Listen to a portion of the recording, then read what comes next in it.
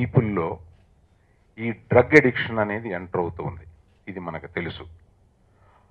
అన్ని సమాజ వర్గాల్లో కాకుండా కొన్ని సమాజ వర్గాల్లో ఇది ఎంటర్ అవ్వడం, అది అందుబాటులో ఉండేలాగా ఉండే ఒక సొసైటీలో ఉండడం, అలాగా ఆయన చెప్పినట్టుగా కొన్ని ఇండస్ట్రీస్లో ఇది ఉండడం, అలాగా మన ఇండస్ట్రీలో ఎక్కడో 0.0001% యంగ్స్టర్స్లో ఇది ఉన్నది అనే సమాచారం విచారకరం.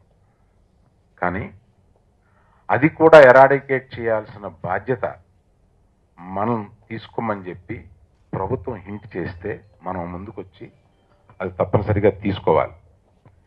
ఏదో దీన్ని సెన్సిటివైజ్ చేసేసి వాళ్ళని అరెస్ట్ చేసి వీళ్ళని అరెస్ట్ చేసేసి హడావిడి చేసి ప్రభుత్వం అటువంటి స్టెప్స్ తీసుకోకుండా మనం చాలా అప్రిషియేట్ చేయాల్సిన విషయం ఏంటంటే ప్రభుత్వం దీన్ని చాలా సెన్సిటివ్గా చేస్తూ దీన్ని కిడ్ గ్లౌస్తో హ్యాండిల్ చేస్తూ ఈ విషయాన్ని ఎరాడికేట్ చేయాలి అని ఆఫీసర్స్ కానీ గవర్నమెంట్ కానీ చాలా సెన్సిబుల్గా చేస్తున్నారు. వారికి మా కృతజ్ఞతలు. ఇప్పుడు యంగ్స్టర్స్కి హెచ్చరిక ఏంటంటే,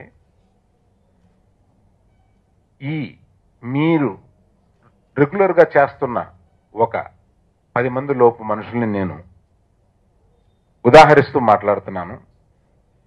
ఈ 10 మంది పేర్లో 15 మంది పేర్లో నంబర్ నాకు కరెక్ట్గా తెలియదు కానీ చాలా తక్కువ నంబర్ అట. ఇది పూర్తిగా ప్రభుత్వం చేతిలో ఉంది, ట్రాక్ చేస్తున్నారు. మీరు ఎప్పటికైనా అది ఆపకపోతే బాధ్యత వహించాల్సి ఉంటుంది. దానివల్ల ఫిల్మ్ ఇండస్ట్రీకి, మీరు భోంచేసే ఇండస్ట్రీకి ఎంత బ్యాడ్ నేమ్ వస్తుందో మీరు ఆలోచించుకోండి. బ్యాడ్ నేమ్ వదిలేయండి.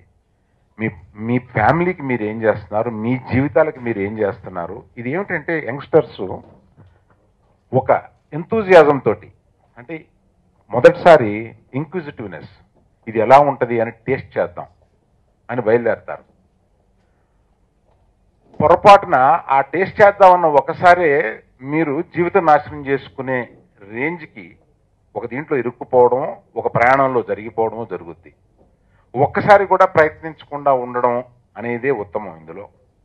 Please subscribe. Please do subscribe. Please subscribe. Please subscribe. Please subscribe to our YouTube channel.